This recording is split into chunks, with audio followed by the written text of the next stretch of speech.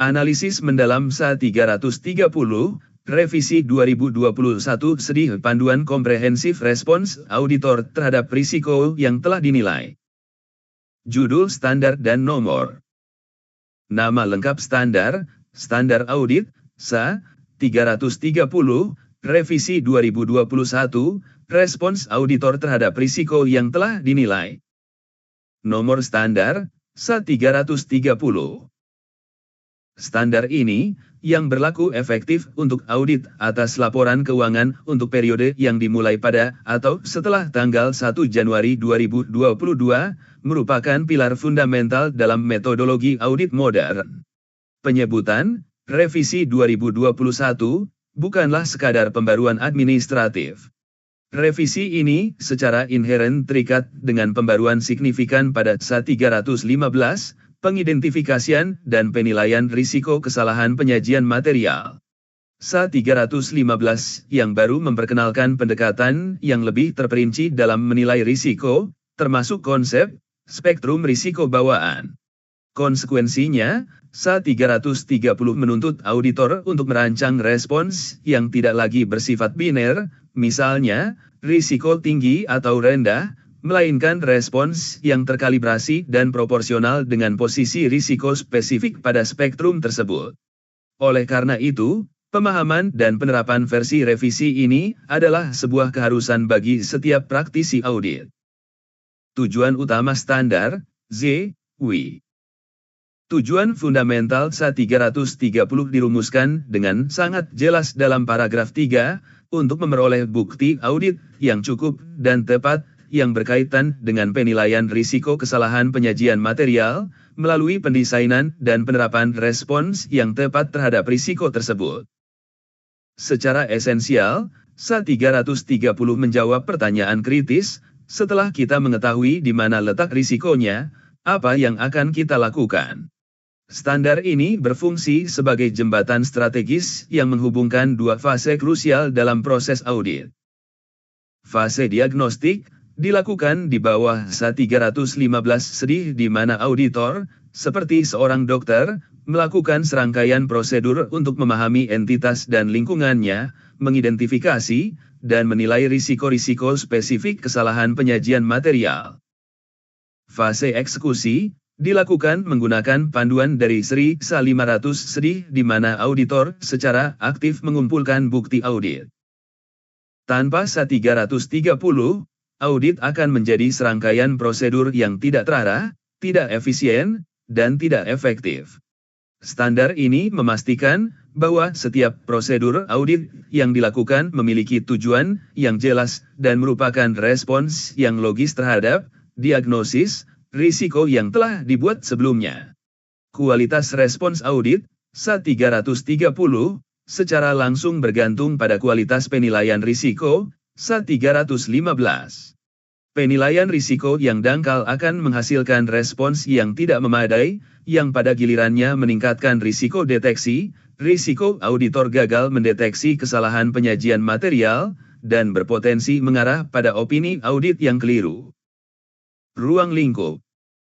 Ruang lingkup SA 330 didefinisikan secara eksplisit dalam paragraf 1, yang menyatakan bahwa standar ini mengatur tanggung jawab auditor untuk mendesain dan menerapkan respons terhadap risiko kesalahan penyajian material yang diidentifikasi dan dinilai oleh auditor berdasarkan SA 315, Revisi 2021. Frasa kunci, berdasarkan SA 315, menciptakan sebuah ketergantungan proses yang tidak dapat diabaikan. Ini menegaskan bahwa SA 330 tidak dapat diterapkan dalam ruang hampa. Standar ini baru mulai berlaku setelah auditor menyelesaikan proses identifikasi dan penilaian risiko secara menyeluruh. Ruang lingkupnya mencakup keseluruhan spektrum respons auditor, mulai dari tindakan strategis pada tingkat laporan keuangan secara keseluruhan hingga prosedur audit yang sangat spesifik pada tingkat asersi untuk setiap golongan transaksi, saldo akun, dan pengungkapan. Tidak ada pengecualian penting. Standar ini berlaku untuk semua audit atas laporan keuangan yang dilakukan sesuai dengan standar audit. Implikasinya sangat signifikan bagi praktik dan dokumentasi audit. Setiap prosedur yang tercantum dalam program audit harus dapat ditelusuri kembali ke risiko spesifik yang diidentifikasi dalam kertas kerja penilaian risiko. Auditor harus mampu menjawab pertanyaan, mengapa Anda melakukan prosedur ini, dengan jawaban yang dimulai, karena kami mengidentifikasi risiko, X, pada asersi untuk akun, Z, berdasarkan SA 315. Benang merah, ini harus terlihat jelas dalam dokumentasi audit, sesuai SA 230, sebagai bukti bahwa audit telah dilaksanakan secara sistematis dan berbasis risiko. Definisi kunci. Untuk memastikan penerapan yang konsisten, SA 330 paragraf 4 mendefinisikan dua alat utama yang tersedia bagi auditor dalam merancang respons mereka. Prosedur substantif didefinisikan sebagai suatu prosedur audit yang didesain untuk mendeteksi kesalahan penyajian material pada tingkat asersi. Prosedur ini secara langsung menargetkan angka, saldo, dan pengungkapan dalam laporan keuangan. Prosedur substantif terbagi lagi menjadi dua jenis. Pengujian rinci, test of details, melibatkan pemeriksaan transaksi individual, saldo akun, atau pengungkapan. Contohnya termasuk vouching faktur penjualan ke dokumen pengiriman atau melakukan konfirmasi saldo piutang kepada pelanggan. Prosedur analitis substantif melibatkan evaluasi informasi keuangan melalui analisis hubungan yang masuk akal di antara data keuangan dan non-keuangan. Contohnya adalah menganalisis margin laba kotor dari waktu ke waktu dan membandingkannya dengan rata-rata industri untuk mengidentifikasi anomali. Pengujian pengendalian, test of controls, didefinisikan sebagai suatu prosedur audit yang didesain untuk mengevaluasi efektivitas operasi pengendalian dalam mencegah atau mendeteksi dan mengoreksi kesalahan penyajian material pada tingkat asersi. Alih-alih menguji angka secara langsung, prosedur ini menguji proses atau sistem internal klien yang menghasilkan angka-angka tersebut. Contohnya termasuk mengamati proses persetujuan kredit oleh manajer atau menguji pengendalian aplikasi komputer yang secara otomatis mencocokkan pesanan pembelian, laporan penerimaan, dan faktur vendor. Pemisahan ini fundamental karena mencerminkan dua sumber utama keyakinan audit. Auditor dapat memperoleh keyakinan baik dengan melakukan pengujian langsung, prosedur substantif, maupun dengan mengandalkan sistem klien yang terbukti efektif, pengujian pengendalian. Keputusan untuk melakukan pengujian pengendalian adalah keputusan strategis yang didasarkan pada analisis efisiensi. Jika pengendalian internal klien dinilai kuat, auditor dapat mengujinya. Jika pengujian membuktikan pengendalian tersebut efektif, auditor dapat mengurangi volume prosedur substantif yang diperlukan, sehingga menghasilkan audit yang lebih efisien. Sebaliknya, jika pengendalian lemah, auditor tidak punya pilihan selain mengandalkan sepenuhnya pada prosedur substantif yang lebih ekstensif. Prinsip dan konsep fundamental. Penerapan SA 330 dipandu oleh beberapa prinsip inti yang mengubah audit dari sekadar latihan mekanis menjadi proses intelektual yang dinamis. Prinsip-prinsip ini tersirat di seluruh standar. Keterkaitan langsung, Direct Link KG ini adalah prinsip paling fundamental. Paragraf 6 mengharuskan prosedur audit lanjutan, didasarkan pada dan merupakan respons terhadap risiko kesalahan penyajian material yang telah dinilai pada tingkat asersi. Ini memastikan bahwa tidak ada sumber daya audit yang terbuang untuk prosedur yang tidak relevan dengan risiko yang diidentifikasi. Skalabilitas respons, scalability paragraf 7, B, mengamanatkan auditor untuk memperoleh bukti audit yang lebih meyakinkan ketika auditor menilai risiko yang lebih tinggi. Prinsip ini memastikan bahwa tingkat upaya audit sebanding dengan tingkat risiko. Untuk risiko rendah, bukti yang wajar mungkin cukup. Untuk risiko signifikan, misalnya, estimasi akuntansi yang kompleks atau risiko kecurangan, bukti yang diperlukan harus sangat persuasif, mungkin memerlukan konfirmasi pihak ketiga, evaluasi oleh pakar, atau pengujian yang sangat rinci. Skeptisisme profesional, meskipun merupakan prinsip yang berlaku umum di bawah SA 200, SA 330 secara eksplisit menyebutkannya dalam materi penerapan, paragraf A1, sebagai bagian dari respons keseluruhan.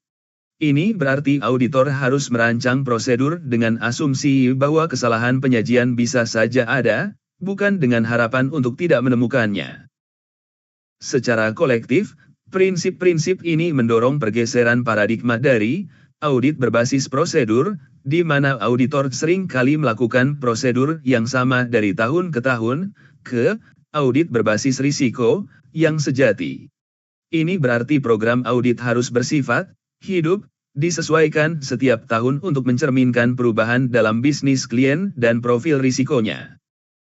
Ketentuan utama, persyaratan wajib Z, what, and how. Bagian ini merinci kewajiban spesifik yang harus dipatuhi oleh auditor. Ketentuan ini dapat dikelompokkan menjadi 3 area utama, respons keseluruhan, prosedur audit lanjutan pada tingkat asersi, serta evaluasi dan dokumentasi. Respons keseluruhan. Kewajiban, paragraf 5 sedih auditor harus mendesain dan mengimplementasikan respons keseluruhan untuk merespons risiko kesalahan penyajian material yang telah dinilai pada tingkat laporan keuangan. Penerapan praktis, ini adalah respons strategis, Tony et Zetop, dari tim audit terhadap risiko yang bersifat pervasif, meresap ke seluruh laporan keuangan, seperti lingkungan pengendalian yang lemah, kekhawatiran tentang kelangsungan usaha, atau risiko signifikan pengabaian pengendalian oleh manajemen. Respons ini tidak menargetkan akun tertentu, melainkan memengaruhi sifat umum, waktu, dan luas audit secara keseluruhan. Contoh praktis dari respons ini meliputi menugaskan staf yang lebih berpengalaman atau yang memiliki keahlian khusus, misalnya, pakar TI atau valuasi. Meningkatkan tingkat supervisi dan penelaahan atas pekerjaan tim audit. Memasukkan unsur ketidakpastian dalam pemilihan prosedur audit, seperti melakukan kunjungan mendadak ke lokasi cabang untuk observasi persediaan. Melakukan lebih banyak prosedur pada akhir periode daripada pada tanggal interim. Prosedur audit lanjutan pada tingkat asersi.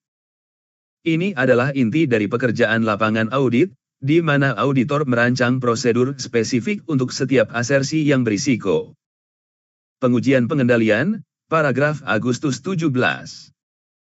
Kapan wajib dilakukan? Paragraf 8 sedih auditor harus mendesain dan melaksanakan pengujian pengendalian jika salah satu dari 2 kondisi ini terpenuhi.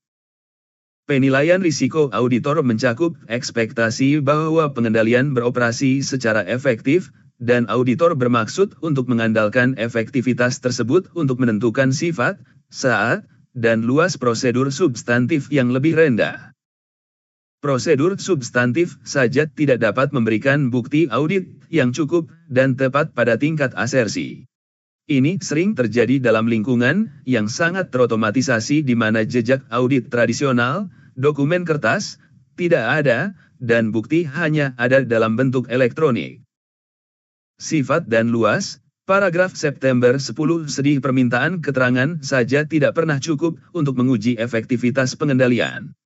Prosedur ini harus dikombinasikan dengan prosedur lain seperti inspeksi, memeriksa bukti dokumenter persetujuan, observasi, mengamati bagaimana pengendalian dilakukan, atau pelaksanaan kembali, auditor secara independen melakukan kembali pengendalian. Semakin besar tingkat kepercayaan yang ingin diletakkan auditor pada suatu pengendalian, semakin persuasif bukti yang harus diperoleh. Waktu pengujian, paragraf November 15 sedih. Pengujian interim, jika auditor menguji pengendalian pada tanggal interim, mereka harus memperoleh bukti audit tambahan untuk sisa periode hingga tanggal neraca.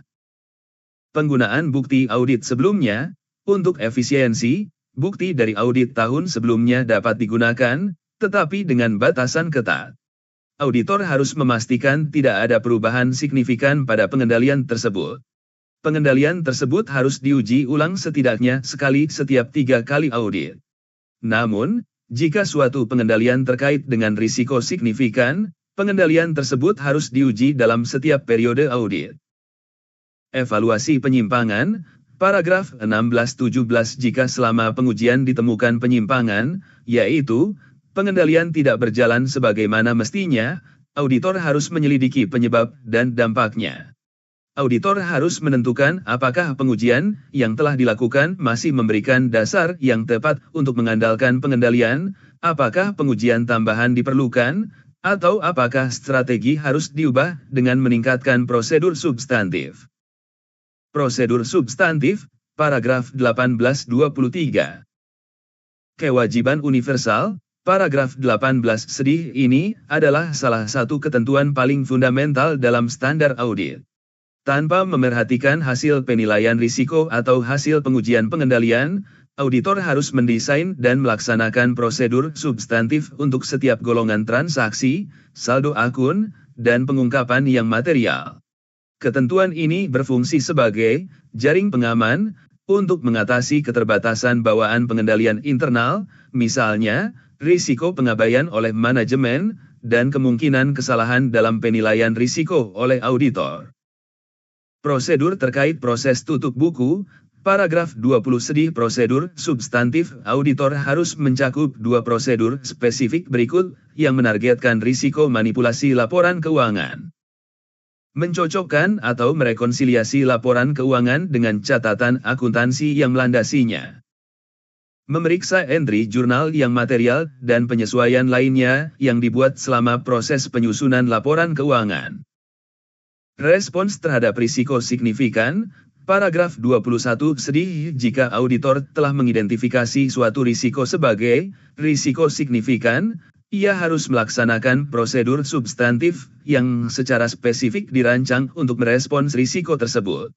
Lebih lanjut, jika pendekatan auditor untuk merespons risiko signifikan ini hanya terdiri dari prosedur substantif, tanpa mengandalkan pengendalian, maka prosedur tersebut harus mencakup pengujian rinci. Prosedur analitis substantif saja tidak dianggap cukup untuk mengatasi risiko signifikan. Evaluasi akhir dan dokumentasi. Kecukupan penyajian, paragraf 24 sedih auditor harus melaksanakan prosedur untuk mengevaluasi apakah penyajian laporan keuangan secara keseluruhan, termasuk klasifikasi, deskripsi, dan pengungkapan terkait, telah sesuai dengan kerangka pelaporan keuangan yang berlaku.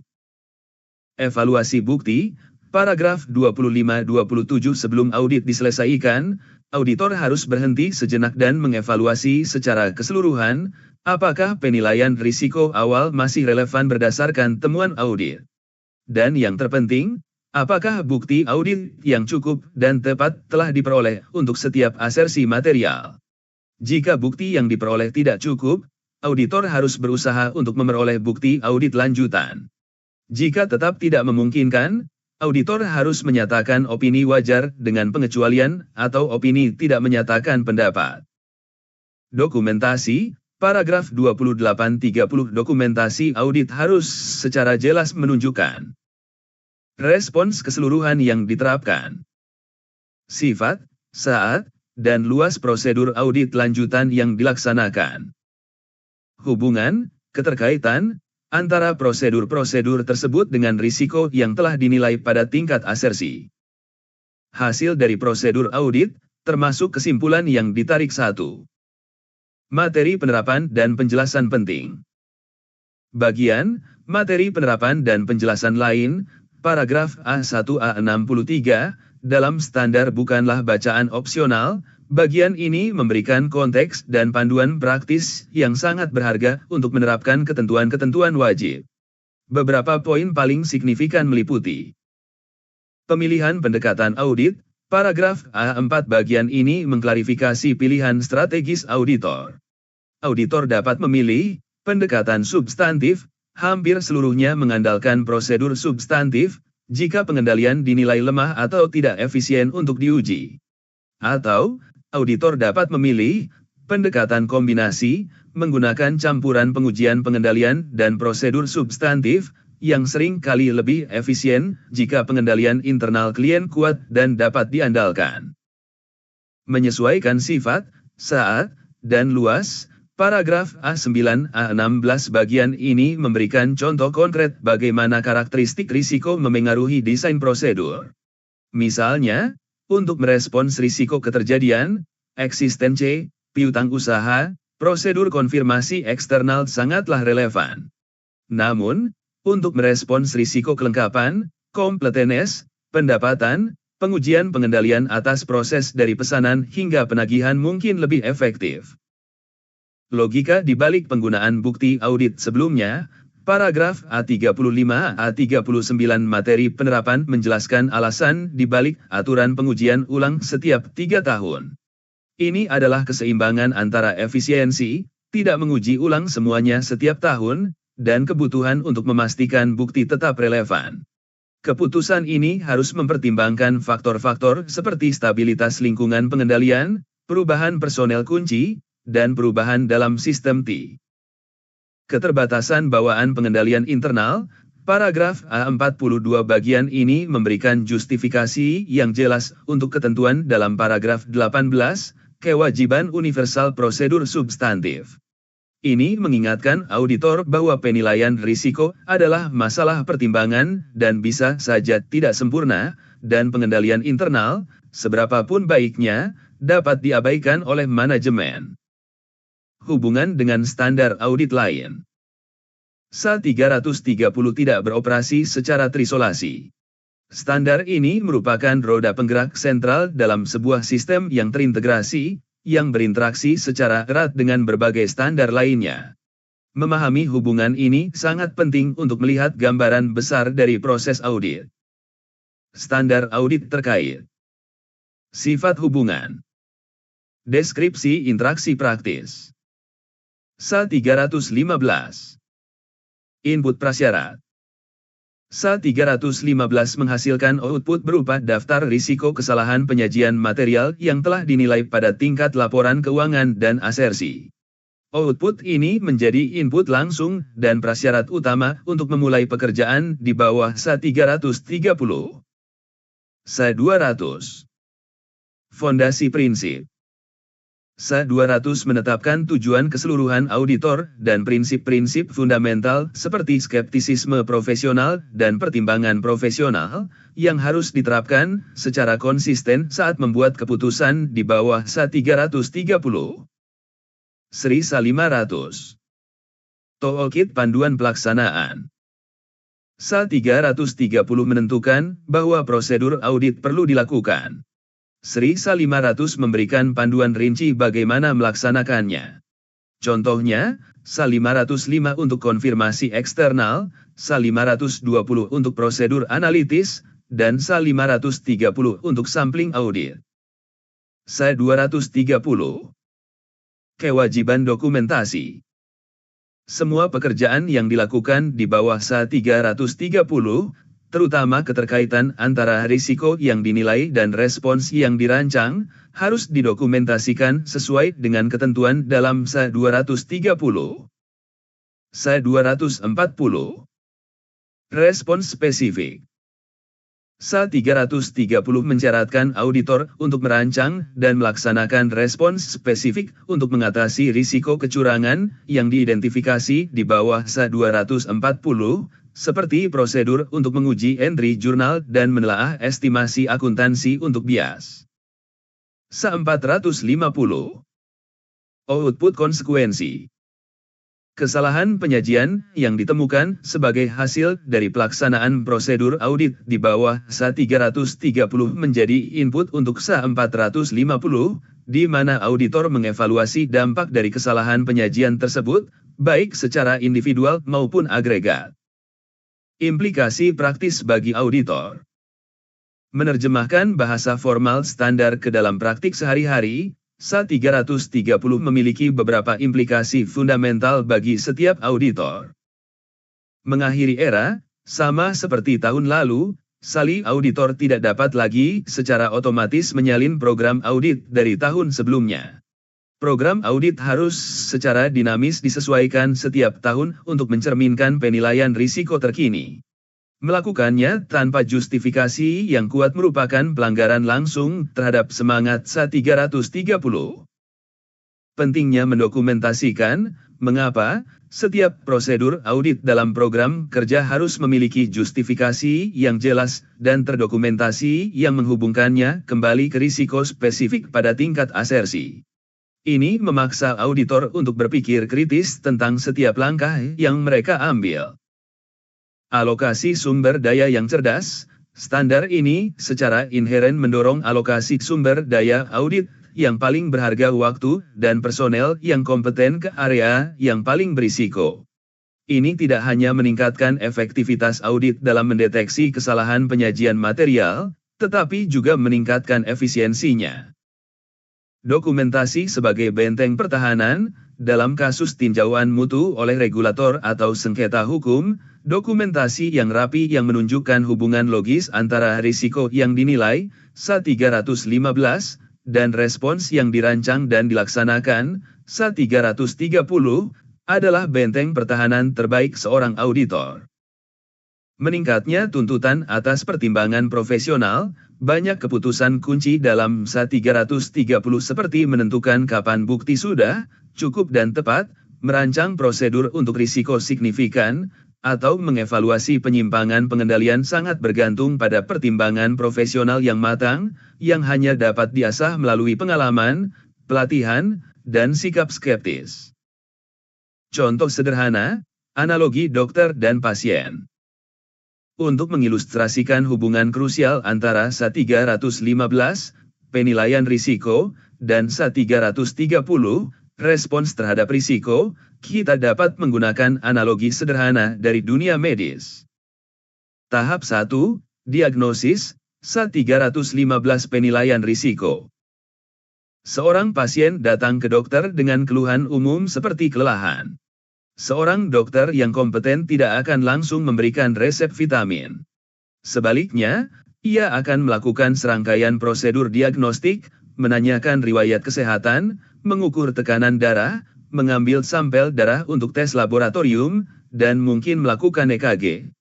Berdasarkan hasil tes ini, dokter mengidentifikasi dan menilai risiko spesifik. Pasien ini memiliki kadar kolesterol LDL yang sangat tinggi, 250 mg/dl, dan tekanan darah sistolik 150 mmHg, yang menempatkannya pada risiko signifikan untuk penyakit kardiovaskular. Tahap 2, rencana perawatan, SA330 respons terhadap risiko. Setelah diagnosis yang akurat ditegakkan, dokter sekarang merancang dan menerapkan respons, rencana perawatan, yang tepat untuk mengatasi risiko yang telah dinilai tersebut. Rencana perawatannya spesifik, terukur, dan terkait langsung dengan diagnosis. Respons keseluruhan, menasihati perubahan gaya hidup secara umum, misalnya, diet rendah lemak dan olahraga teratur. Ini mirip dengan respons keseluruhan auditor. Respons spesifik, prosedur lanjutan. Untuk risiko kolesterol tinggi, mirip dengan prosedur substantif meresepkan obat penurun kolesterol, misalnya, statin, dengan dosis spesifik dan meminta tes darah lanjutan dalam 3 bulan untuk memverifikasi efektivitasnya. Untuk risiko tekanan darah, mirip dengan pengujian pengendalian meresepkan obat antihipertensi dan meminta pasien untuk memantau tekanan darahnya setiap hari di rumah menggunakan tensimeter digital dan mencatat hasilnya, mengandalkan pengendalian yang dilakukan oleh pasien. Analogi ini menunjukkan dengan jelas bahwa sama seperti rencana perawatan seorang dokter yang harus secara langsung menargetkan hasil diagnosis, prosedur audit seorang auditor, SA330, harus secara langsung dan logis menargetkan risiko yang telah diidentifikasi, SA315. Merancang program audit yang generik atau tidak terkait dengan risiko spesifik klien adalah bentuk malapraktik dalam profesi audit.